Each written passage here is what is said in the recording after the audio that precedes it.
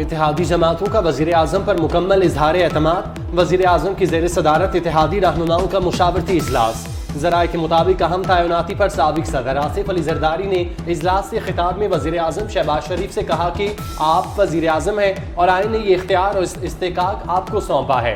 बिलावल भुट्टो ने कहा, मियाँ साहब हम हर फैसले में आपके साथ खड़े हैं। चौधरी शुजात बोले, अल्लाह ताला ने आपको इस मनसब पर बिठाया, ये आपका आइनी हक है। खालिद मकसी और खालिद मकबूल सिद्दीकी का भी वज़ीर आज़म शहबाज शरीफ पर मुकम्मल एतमाद का इजहार।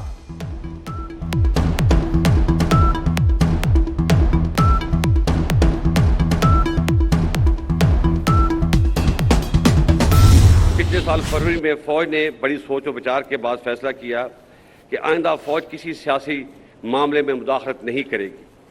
मैं आपको यकीन दिलाता हूं कि हम इस पर सख्ती से कारबंद हैं। इस आईनी अमल का खैर मकदम करने के बजाय कई हलकों ने फौज को शदीद तनकीद का निशाना बनाकर बहुत गैर मुनासिब और गैर शाइस्ता ज़बान का इस्तेमाल किया। फौज पे तनकीद अवाम और सियासी पार्टियों का हक है, लेकिन अल्फाज के चुनाव और इस्तेमाल में एहतियात बरतनी चाहिए।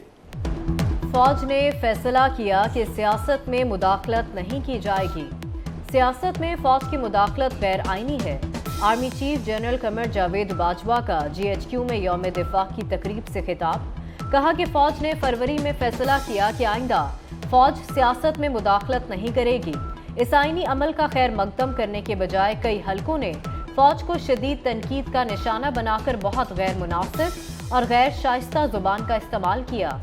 कहा कि फौज पर तनकीद अवाम और सियासी जमातों का हक है, लेकिन अल्फाज के चुनाव और इस्तेमाल में एहतियात बरतनी चाहिए। सीनियर मिलिट्री लीडरशिप को गैर मुनासिब अलकबात से पुकारा गया। क्या आप ये समझते हैं कि मुल्क में एक बैरूनी साजिश हो और आर्म्ड फोर्सेस हाथ पे हाथ धरी बैठी रहेंगी? ये नामुमकिन है, बल्कि ये एक गुनाह कबीरा है। साबका मशरकी पाकिस्तान एक फौजी नहीं, एक सियासी नाकामी थी। सिपा सालार ने कहा कि सीनियर मिलिट्री लीडरशिप को मुख्तलिफ अलकाबात से नवाजा गया। सब्र की हद होती है, हमने दरगुजर से काम लिया। क्या आप सोच सकते हैं मुल्क में बैरूनी साजिश हो और आर्म्ड फोर्सेस हाथ पर हाथ धरे बैठी रहेंगी? ये नामुमकिन है, बल्कि ये गुनाह कबीरा है। फौज और अवाम में दरार डालने वाले हमेशा नाकाम होंगे। साबिका मशरकी पाकिस्तान एक फौजी नहीं, सियासी नाकामी थी।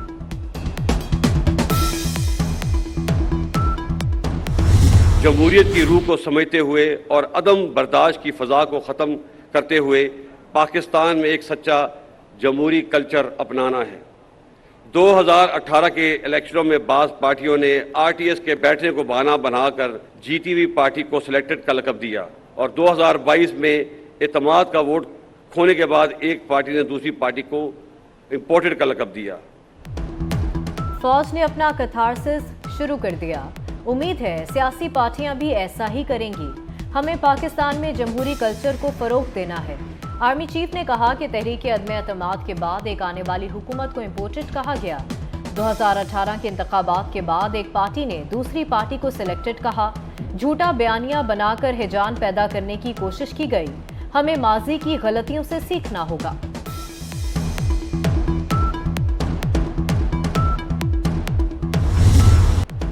पाक फौज का सरबराह कौन होगा? GHQ से वजारत दिफा आने वाली समरी वजीर आजम ऑफिस तक पहुंच गई।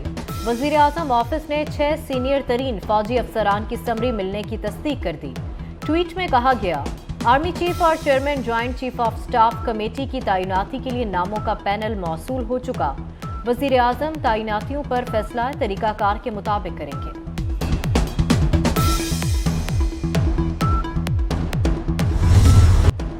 GSQ की जानिब से वजारत दिफा को भिजवाई गई समरी में लेफ्टिनेंट जनरल आसिम मुनीर का नाम पहले नंबर पर, लेफ्टिनेंट जनरल साहिद शमशाद मिर्जा दूसरे और लेफ्टिनेंट जनरल अजहर अब्बास का नाम तीसरे नंबर पर। लेफ्टिनेंट जनरल नोमान महमूद चौथे और साबिक DGISI lieutenant general Faiz Hamid का नाम फहरिस्त में 5वें नंबर पर शामिल। लेफ्टिनेंट जनरल मोहम्मद आमिर फहरिस्त में 6ठे नंबर पर है।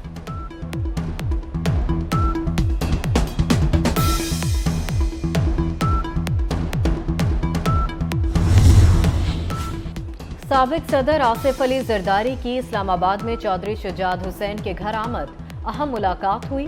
चौधरी सालिक हुसैन भी मौजूद थे। साबिक सदर और चौधरी शुजात हुसैन की सियासी सूरत हाल पर मुशावरत हुई। आसिफ जरदारी ने सरबराह मुस्लिम लीग काफ की खैरियत भी दरियाफ्त की।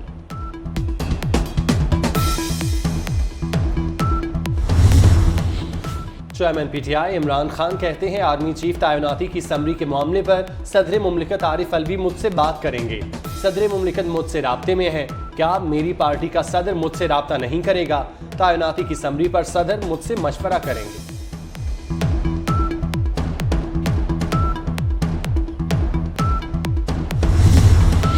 NA 45 कुरम में इमरान खान और इकबाल वजीर की जानिब से ज़ाब्ता अखलाक की खिलाफ वर्जी।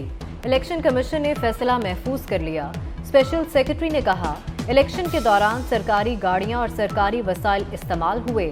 पीटीआई वकील बैरिस्टर गौहर बोले, हमने कुरम में कोई जलसा ही नहीं किया। इलेक्शन कमीशन को दिल बड़ा करना चाहिए। चीफ इलेक्शन कमिश्नर ने कहा कि हम तो दिल बड़ा करते हैं, लेकिन दूसरी साइड से बड़े दिल का मुजाहरा करना चाहिए। पीटीआई जलसे के लिए इस्लामाबाद से गुजरने की दरख्वास्त पर समाअत। इस्लामाबाद हाई कोर्ट में समाअत के दौरान वकील ने कहा, 26 नवंबर के लिए पीटीआई ने रावलपिंडी जलसे की कॉल दी है।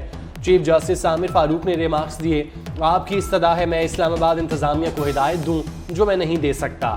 ये इंतजामिया का काम है, अदालत हिदायत नहीं दे सकती। समाअत गैर मुअय्यना मुद्दत तक मुलतवी।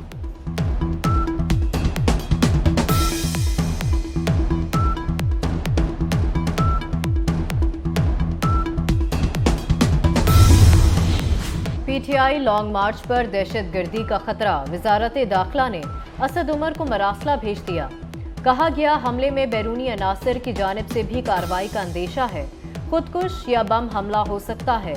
मरासले में लिखा गया कि पीटीआई रावलपिंडी में अवामी इज्तिमा मौखिर करे।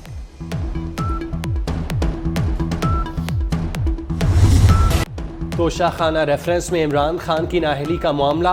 लाहौर हाईकोर्ट में इलेक्शन कमीशन की नाअहली के इख्तियार के खिलाफ दरख्वास्त की समाअत के लिए 3 रुकनी बेंच तश्कील। जस्टिस मोहम्मद साजिद महमूद सेठी ने दरख्वास्त की समाअत के लिए लार्जर बेंच तश्कील देने की सिफारिश की थी। दरख्वास्त गुजार जाबिर अली ने तोशाखाना केस में इलेक्शन कमीशन के इमरान खान को नाअहल करने का इकदाम चैलेंज कर रखा है।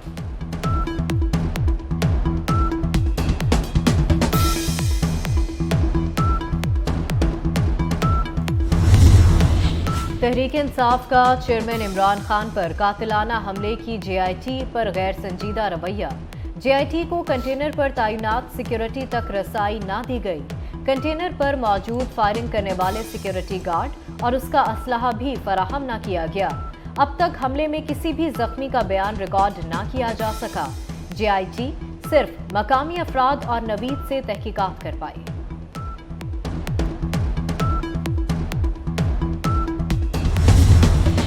IG इस्लामाबाद पुलिस की ज़ेरे सदारत इजलास। 26 नवंबर को फैजाबाद मुकम्मल बंद करने का फैसला। ट्रैफिक के लिए मुतबादिल प्लान दे दिया गया। अंदरून शहर ट्रैफिक रवां दवा रहेगी। फैजाबाद बस अड्डा और मार्केट भी जलसे के दौरान बंद होगी।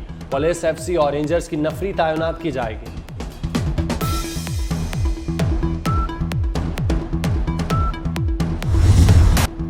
JUI का PTI और KP हुकूमत के खिलाफ अवामी जलसों का ऐलान। मौलाना फजलुर रहमान 24 नवंबर से शुमाली इलाकों से इस्तेहकाम पाकिस्तान के उन्वान से जलसों का आगाज करेंगे। पहला जलसा लोअर दीर में होगा।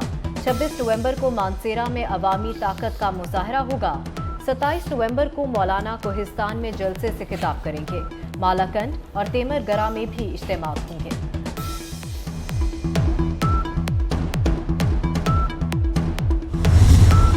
गवर्नर खैबर पख्तूनख्वा हाजी गुलाम अली ने ओहदे का हल्फ उठा लिया। Chief justice Peshawar high court justice Qaiser Rashid Khan ने हल्फ लिया। सदर आरिफ अलवी ने तैनाती की मंजूरी वजीर आजम की एडवाइस पर दी। हाजी गुलाम अली साबिक सेनेटर और पेशावर के जिला नाजिम भी रह चुके।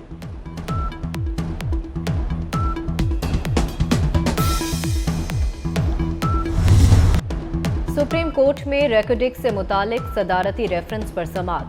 जस्टिस मुनीब अख्तर ने रिमार्क्स दिए, रेकॉर्डिक मंसूबे में 50% शेयर्स पाकिस्तान के हैं। तनाज़ात से पाकिस्तान पर असर पड़ेगा। वकील बैरक गोल्ड कंपनी ने कहा, रेकॉर्डिक मंसूबे से माल जैसे ही पोर्ट पर पहुंचेगा 50% अदायगी हो जाएगी। चीफ जस्टिस ने कहा, हुकूमत पाकिस्तान जो करे वो बैनुल अक़वामी कवानीन को मद्देनजर रख कर करे। वरना कंपनी फिर आलमी सालसी फॉरम पर चली जाएगी।